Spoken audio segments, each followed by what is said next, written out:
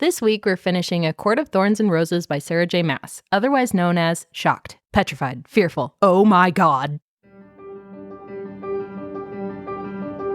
Hi readers, I'm Jordan. And I'm Katie. And welcome to Not Another Heroine, the podcast where we break down the best and worst fictional heroines, those swashbuckling ladies who have to work a little harder than expected for their happy ending. Want to see what's next on our TBR list? Subscribe to us on YouTube or follow us on Instagram for a sneak peek at upcoming content or to help us pick our next book.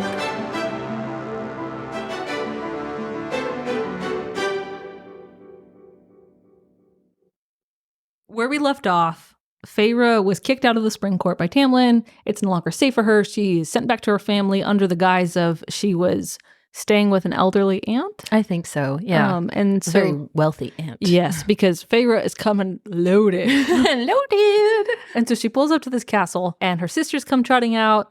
And, oh my God, these sisters. One sister, Elaine. Yep. But Nesta, this whole scene or series of scenes within the book is worth it to read just to understand Nesta's character, which you get a huge glimpse of in a few reveals. Mm-hmm. And it's crazy too, because like this whole scene feels, so the Spring Court, everything felt like reality. But then when we get introduced back into the human lands, everything feels like it's like a dream-like fever, like stasis. Like nothing is real. Great fucking writing. Yeah. Like, how do you convey that? Yeah. And such a, like, this is probably like the 60% mark. Like you, in that quick a time, you have established other reality. And then you go back to reality and you're like, this isn't reality. What the fuck? Like, wow, that is insane to me. And Feyre is like equally disjointed. Like she doesn't quite know how to process everything around her because she's been living in fairyland for months at this point. And I even think the sisters kind of like remarked that about her. They're like, you're different. Like you're, I think she kind of says she's like more still and more like unhuman than she was before. And so like even the sisters are a little bit like unsettled by it. Something's weird. Yeah. So she spends a few weeks, I think, back at home. It's a while. And Nesta's acting weird, like not swallowing up this whole elderly aunt story. And that's because it never fucking worked on Nesta. Crazy. Like the way Nesta explains it, They had a heart-to-heart. they had a meeting of minds. Yes. Something. Yeah.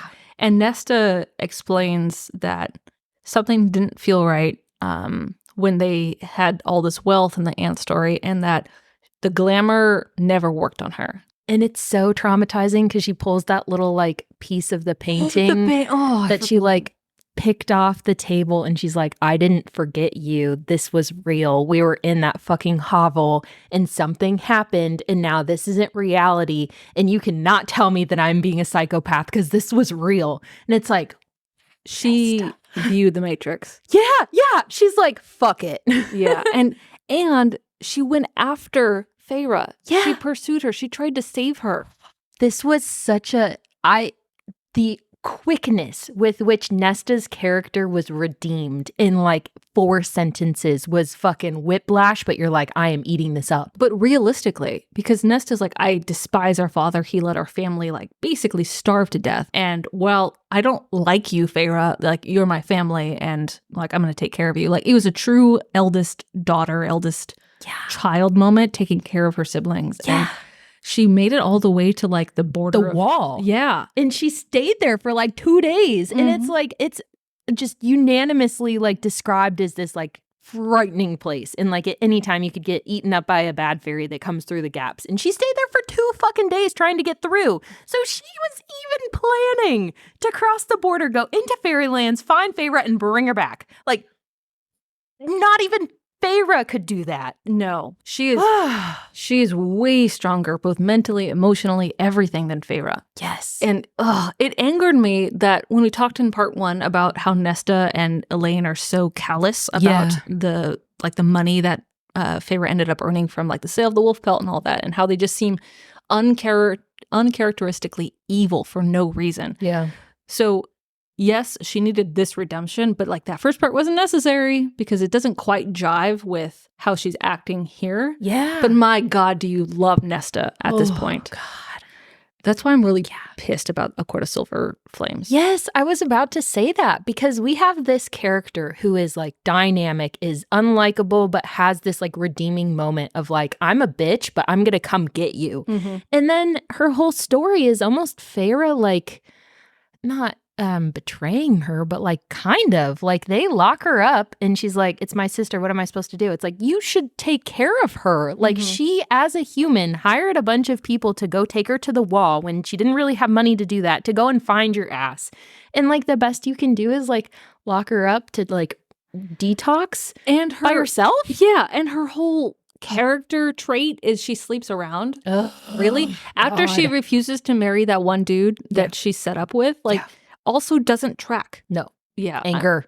So back to the point. Feyre and Nesta end up kind of bonding over this, and they realize, oh, we're more similar than we thought, which, oh, great, like learning moment here for a family. But Feyre is not settled. She just cannot like get herself into this new reality of hers. And so she ends up like going back to her old house, sees what happens, and then she stumbles on remember the name from part 2 that we told you to remember? Claire Bedore. Claire Bedore. So she goes to the Bedore family home. I feel like she sees it in like passing. It's not even like she's like, she's going through the village or something, and it's destroyed. Utterly destroyed. On fire. Yeah. Like decimated. And she's like, oh shit. Yeah. And that's the first glimmer that I done fucked up. Yeah. Something is not right. Yeah. And she kind of resigns herself to like, you know, I need to go. I need to go back to the Spring Court. I need answers. This is not okay with me. And it's been several weeks. Yeah. And so she packs up her shit and makes her way to the wall, finds a break in the wall. And the part I love the most about that is Nesta even says, she's like, you're different. And like, she tells Nesta everything about like falling in love with Tamlin. Right. And Nesta is like, if you love him, you need to go get him and like, just go, like, leave us here, do what you have to do. And it's this moment of like, what a good friend of like, you have to do this. Like, why the fuck are you still here? And it's like, Nesta!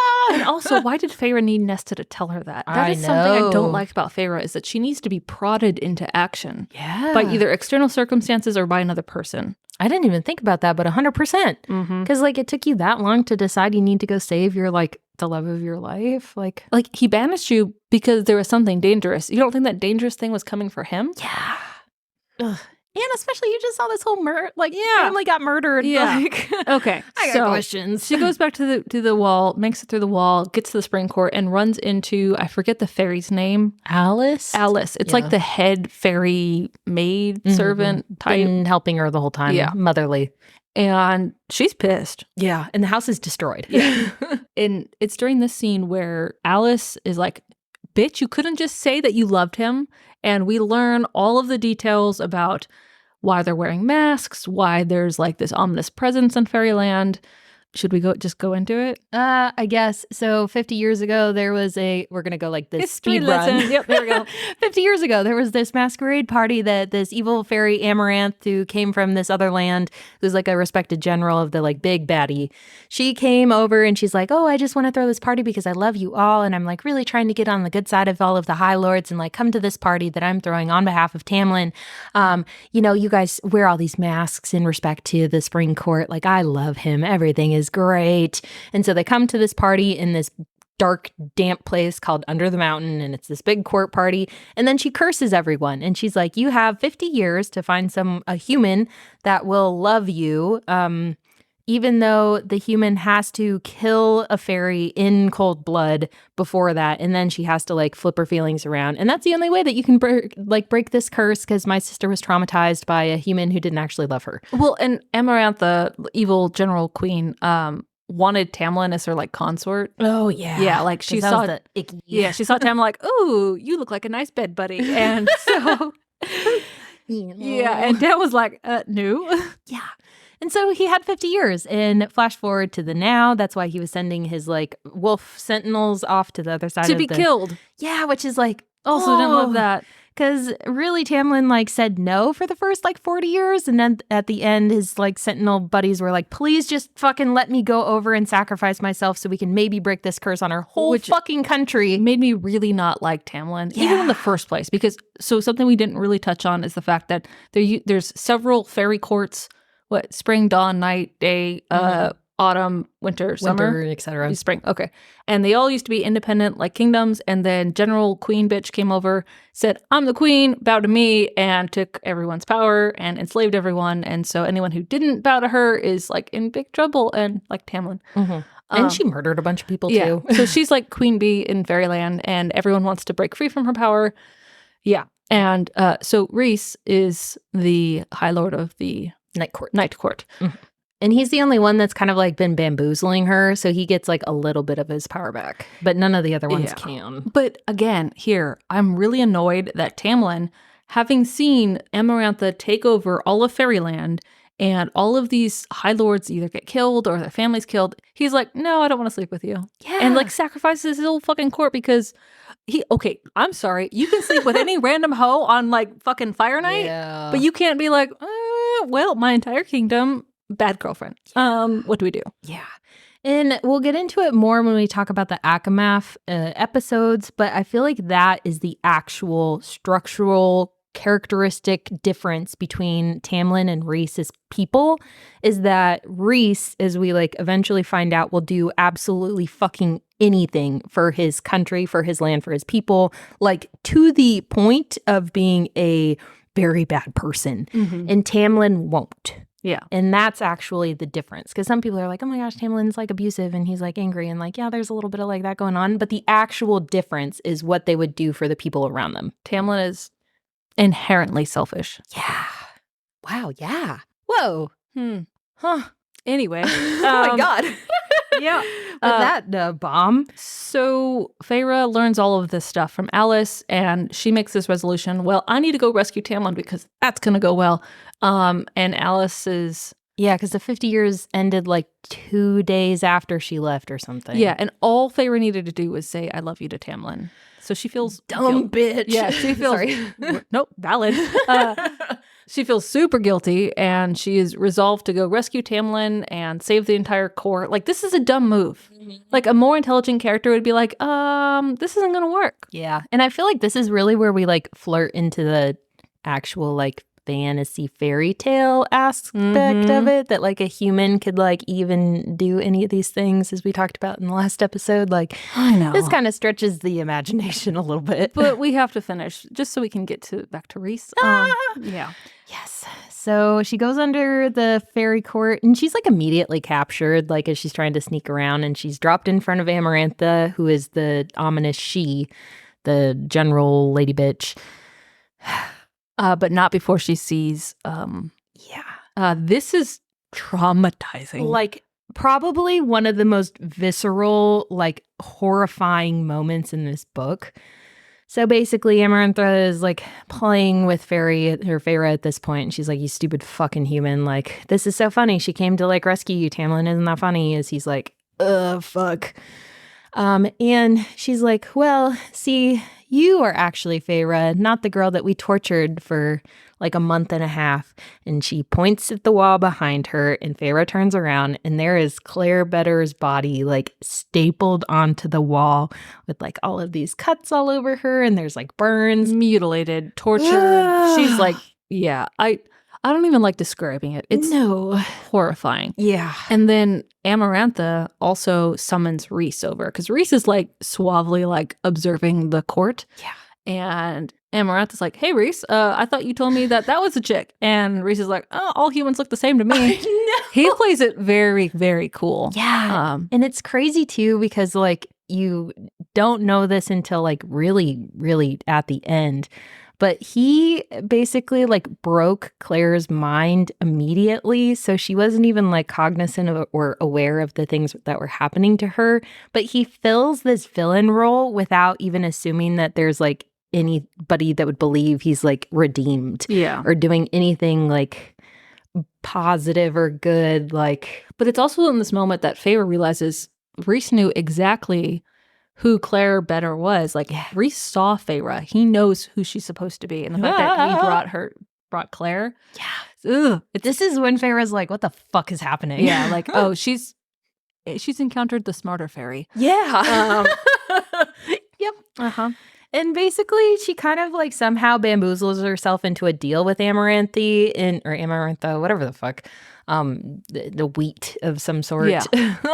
And so she has 3 tasks to prove her love for Tamlin. And then, you know, if she makes it past these 3 tasks, Tamlin can go with her. She'll release everyone. And it'll be great. Or she could solve a riddle and immediately be released right now. And she gives this long, you know, whatever fucking riddle. And Feyre's like, I can't even read.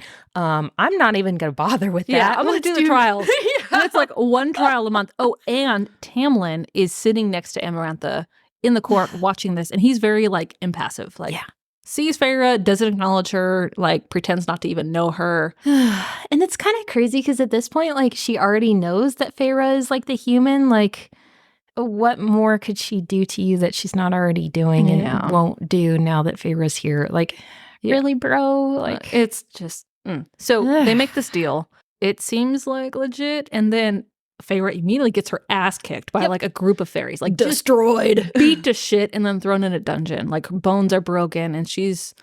I guess I'm just waiting here until the trial. Rotting away. Yep.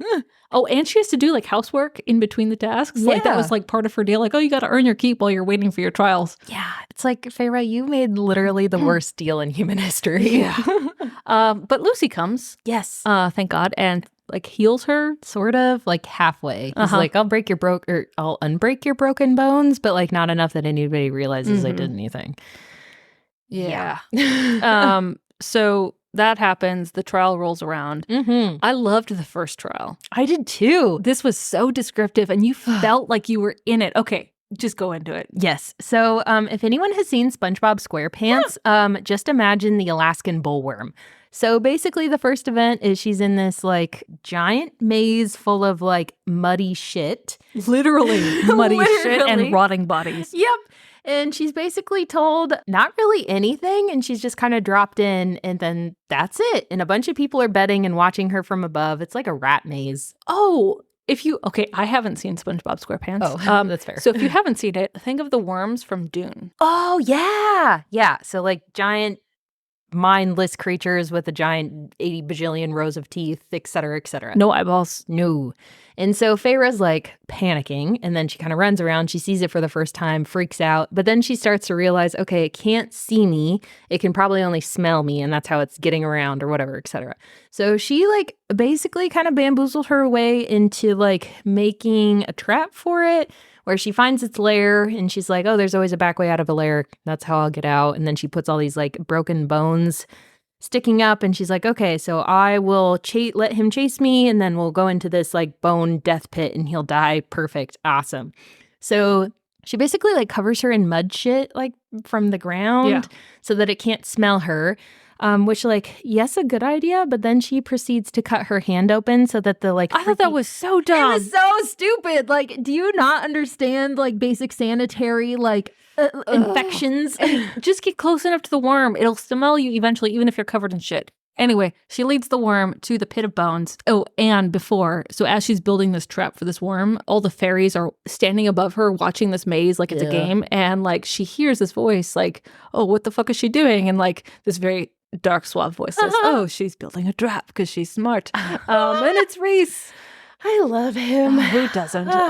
Yeah. So she wins. Yeah. Except she gets like stabbed by one of the bones in the leg or something when she's like going into the pit, etc. And then I do love this scene. So she comes out of the pit. She's really pissed off. Amaranthe's like, wow, she fucking like did it. And she is so irritated. This is Feyre. She's covered in shit. She's tired. She was running for a really long time. She picks up a bone shard and yeets the shit out of it, and it smashes like right in front of Amaranthe, and she is covered in projectile shit. And everyone goes silent.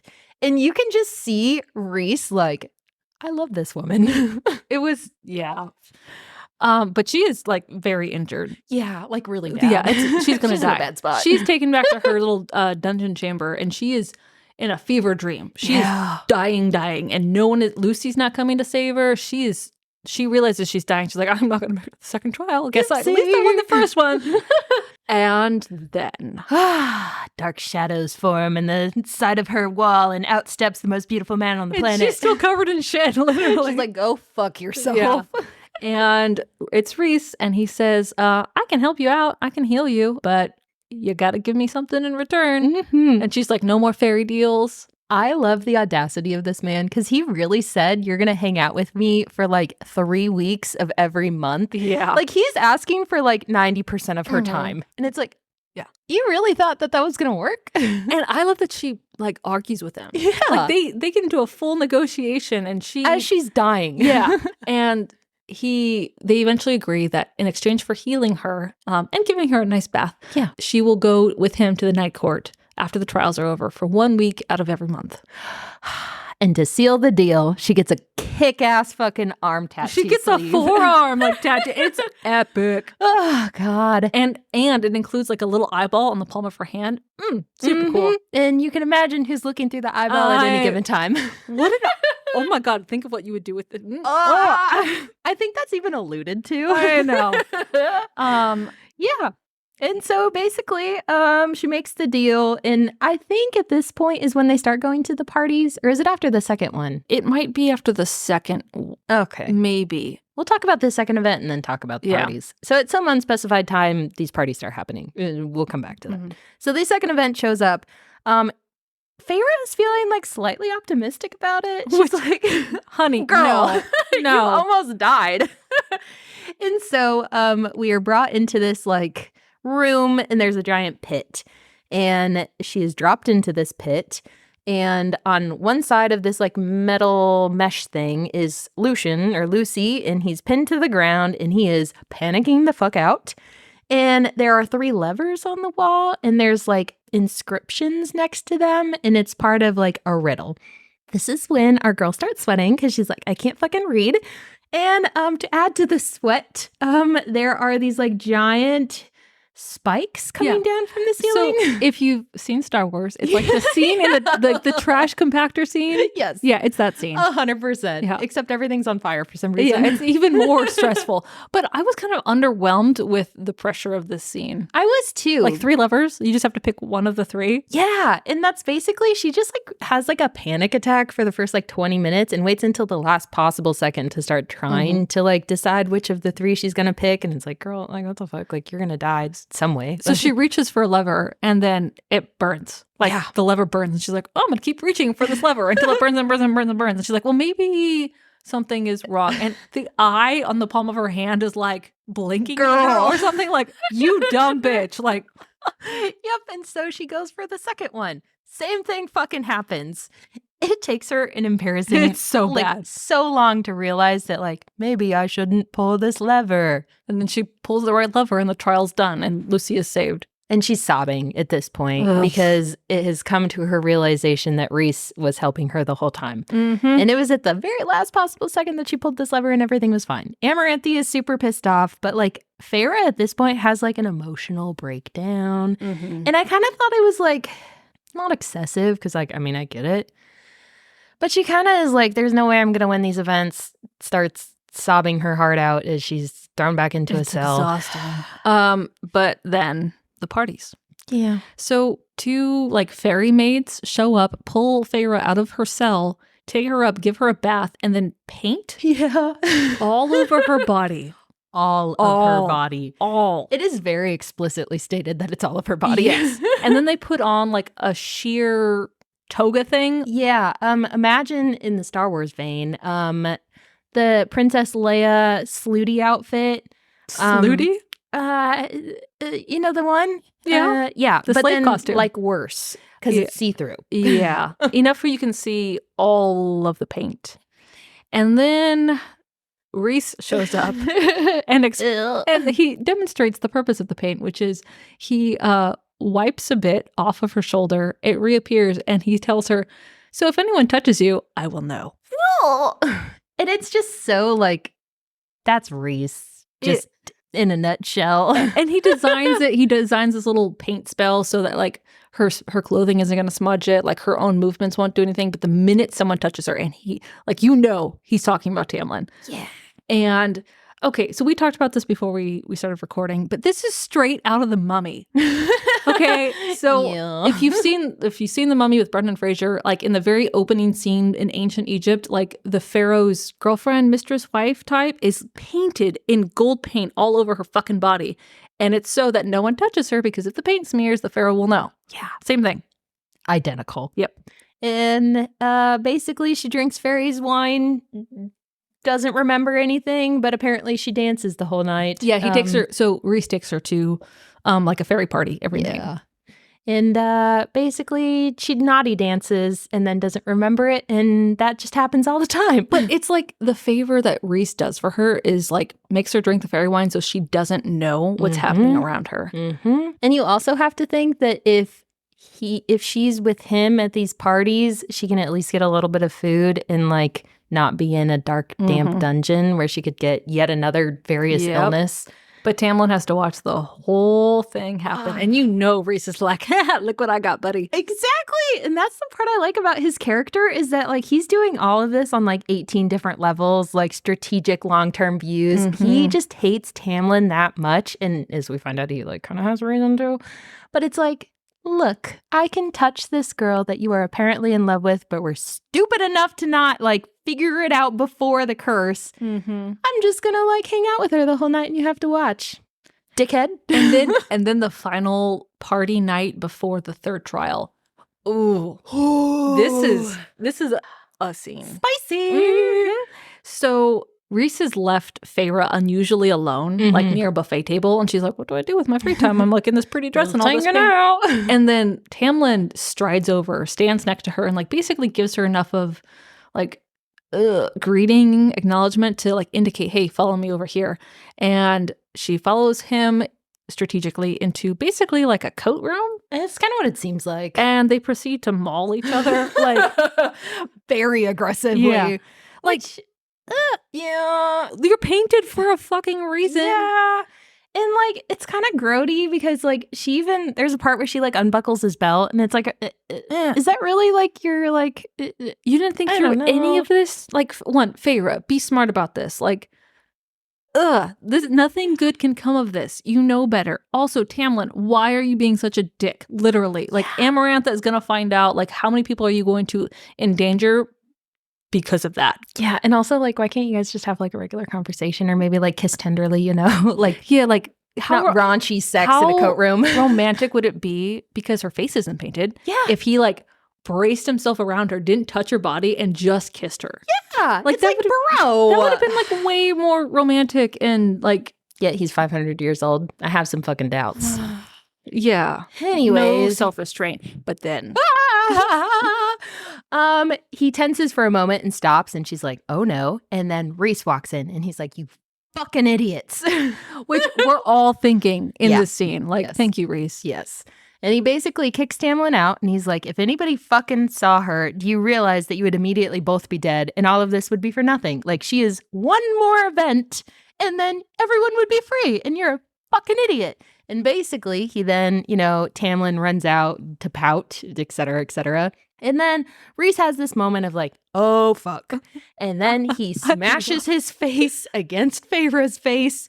And then the whole court walks in. Yep. Which, like, how big is this coat room that, like, everybody can I don't fit? know, but it's led by Amarantha because she saw Tamlin disappear. She's like, where did my fuckboy go? And then she sees Rhys and, And she's like, look at how slutty humans are. Their humans are no fleeting. Loyalty. Yeah.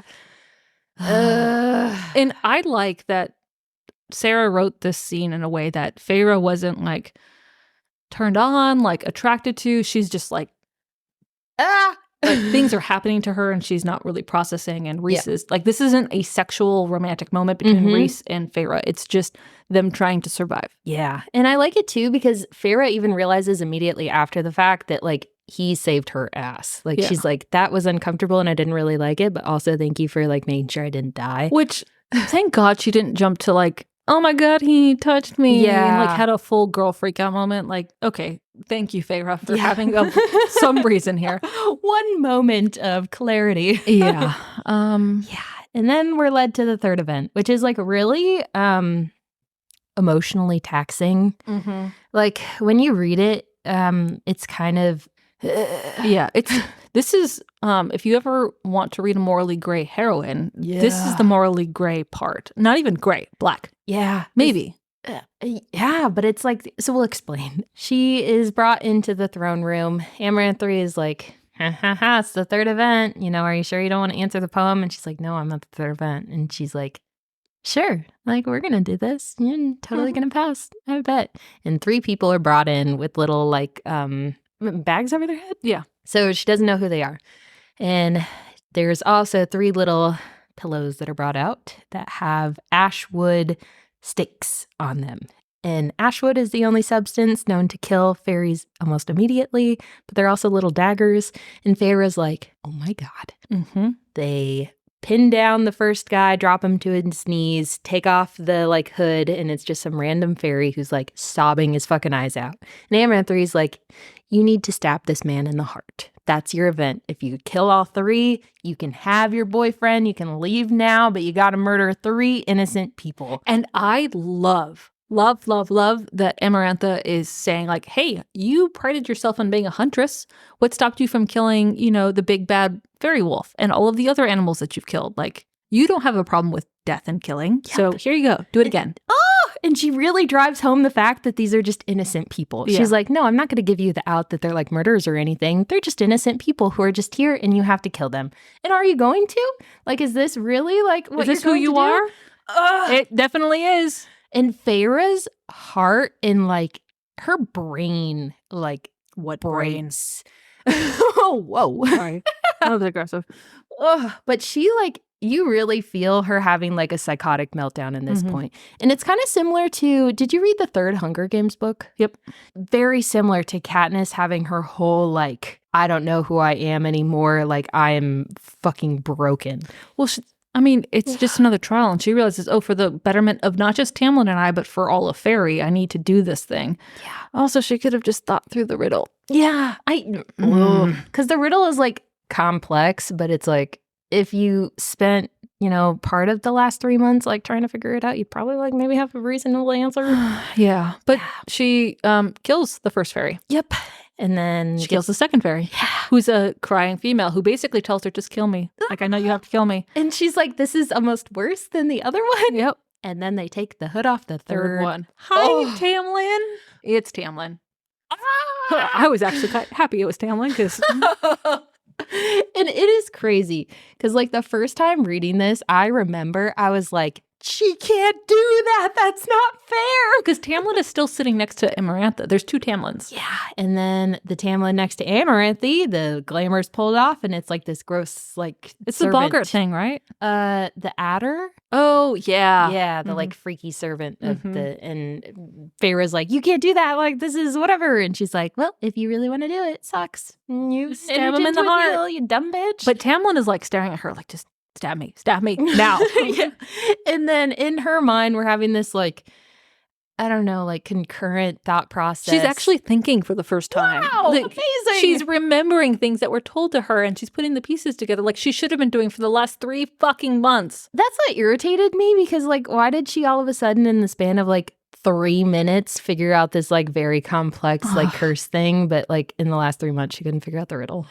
And this again speaks to the writing, right? Yeah. She remembers that people have repeatedly referred to Tamlin as having a heart of stone. And then she's like, oh, and she's like, I'm so sorry. I love you. Stabs him. And then it goes to black. Clink, clink. It clinks against stone. He's not actually dead. No. And Amaranthe's all like pissed off. And then she kind of has like a temper tantrum. Amarantha? Yeah. She does. And she's like, well, I didn't like say when I had to fulfill like the terms of the deal. And Yako. I think Feyre gets beat up again. Yeah, she gets like demolished. She's dying. Her spine is broken. Yeah. And as her spine is cracked, she's lying on the floor dying. She solves the riddle. Yeah. Are you kidding me? Yeah. And then she like whispers with her like last breath. She's like, the answer is love or something. Yeah. And then she dies. Yeah. But that breaks the curse. Yeah. Tamlin is free. Yeah. And then she kind of like filters into Rhys's body. As she's dying though, before she answers the riddle, because Amarantha is beating the shit out of her. Yeah. we get this glimpse of Rhys losing his mind Absolutely. because Feyre is like in excruciating pain, and like Rhys is on the sideline trying to save her. Like he's like fighting other fairies. He's like going after Amarantha, and he like gets like knocked out too, like smashed against the wall. And you're like, why is this fairy who's been morally gray the entire time suddenly fighting for Feyre? Yeah, and then Tamlin's like not really doing anything, like kind of helping, but like not. Yeah, so she solves the riddle, and then fighting breaks out because they all get their powers back. Yeah, and then doesn't Tamlin stab Amarantha through the head with a sword? Yeah, because it's all like happening all at the same time, but she like whispers the answer. All the people get their power back. Amarantha like, ugh. She's like, oh fuck. Yeah, and then like Rhys like eats the fuck out of her and like rips her throat out basically. But like him and Rhys have like or Tamlin and Rhys have like they have a buddy moment. Yeah. Yeah, but then Feyre's still like dead. Yeah. But they win. Amarantha's defeated. And then all the High Lords kind of like gather around. Yeah. And they start like dropping little bits of like power into her. And it's like, is this just like a universal concept? It's like a power share. Yeah. But it's like, did everyone just like know that would work and like how to do it? So. Yes. Because like it seems kind of like obscure. It seemed very random and like, oh, we need a plot device to keep Feyre alive. Yeah. Let's share the power of the High Lords. And Feyre comes back to life, but she's Faye. This was the part that irritated the fuck out of me. Like, I get that they gave her some power or whatever, but like, did you actually have to turn this like human character, which like, cool. She is like any other like person, if you work out and you really love someone, like you can do anything. But like, why did Sarah have to then make her into this super powered Fae, can never die, even more beautiful than she was before? Like, that's lame. Yeah, I don't like it. Yeah, so now she's immortal. Everybody's like, okay, cool. And Feyre and Tamlin have sex in the castle, which like, if you were traumatized. Yeah, they don't even leave under the mountain. Yeah, like if you were traumatized, and it's heavily alluded to that like Tamlin has to like service Amarantha. Yeah. And like, you're comfortable enough having sex in like some of the same bedrooms that you have been it was grody. Sexually assaulted in. It was supposed to be like a romantic thing. No, it was not. But then we do get this delicious moment. Yes. So I think they're getting ready to leave, right? Yeah. And Feyre and I think she like sneaks out or something. Yeah, and she's still processing. Mm-hmm. And to be fair about them doing it under the mountain. Yes. I think this is part of Feyre's coping mechanism. Yeah. Like sex is just therapeutic for her. Yeah. And like that tracks with Isaac, that tracks with all of her experience with Tamlin before. And this is like her release. Yeah. But and it tracks with her in ACOMAF too. Yeah. Because that's really the basis for that like whole book. Which I think that's valid. Yeah. As like a stress response kind of thing. Mm-hmm. So maybe that's okay. Yeah. Because yes, there's some like emotion tinged with it, but it really is she wants to turn her brain off, not think about anything other than like being in the moment with Tamlin. Yeah. But it's afterwards that she's kind of fully sinking in like, oh, I murdered 2 people. Innocent people. And I don't know who I am anymore. Like I have this fairy body, but I'm like still human on the inside. And so she's like on a balcony somewhere. Yeah.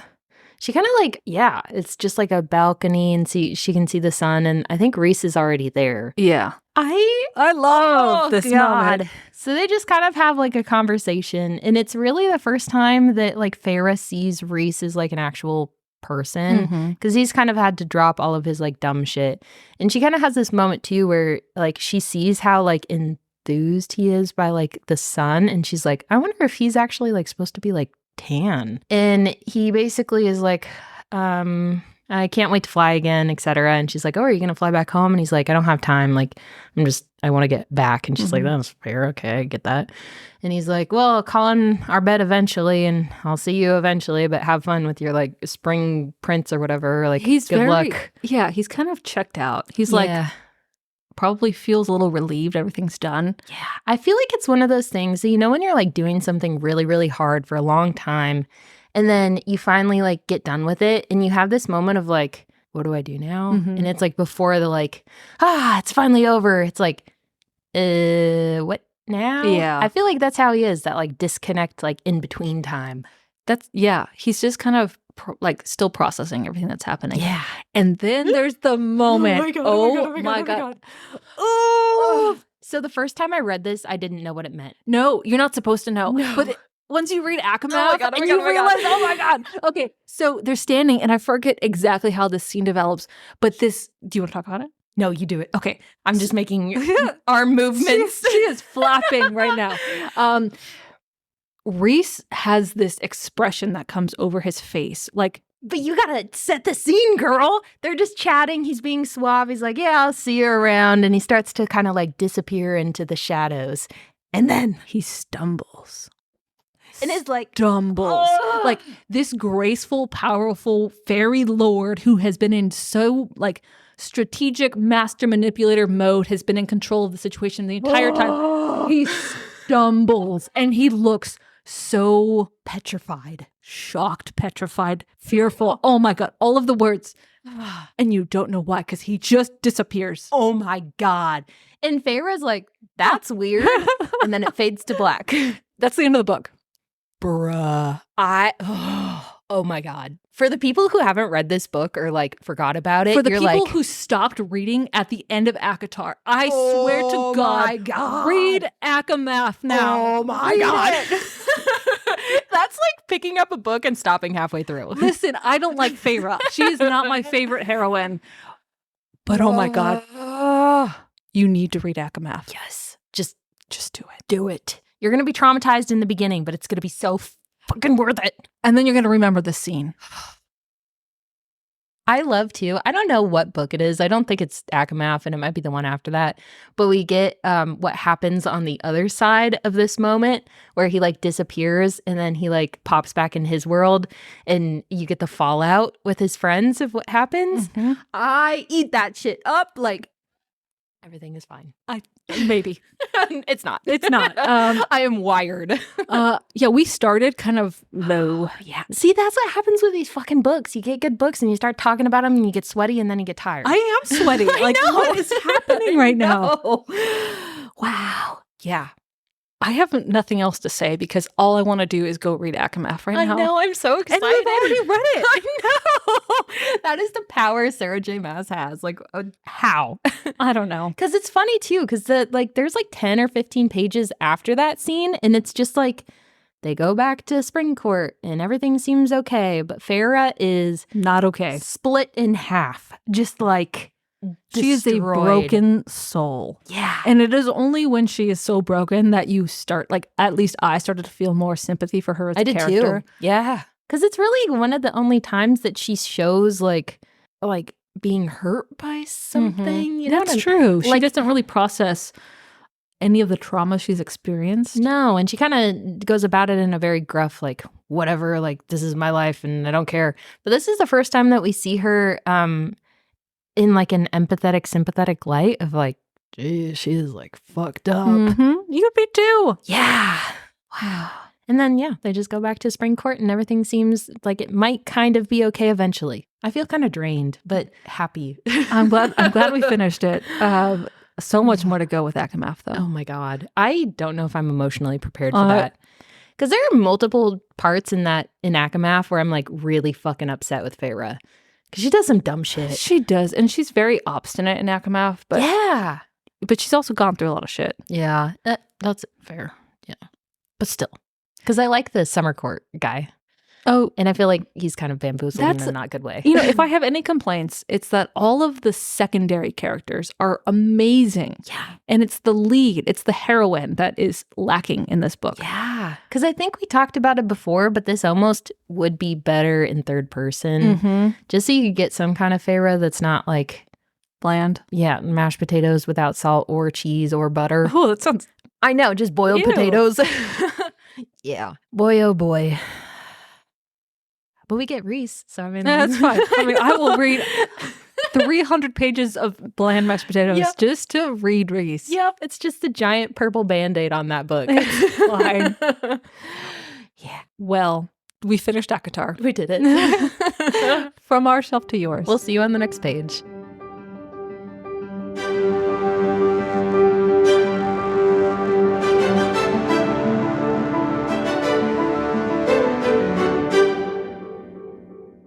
readers, if you'd like to help us pick our next book, send us a message on Instagram. Or if you'd like to just listen, we post new episodes every Monday and Wednesday on Spotify, Apple, and Amazon. Thanks for listening. Bussin'.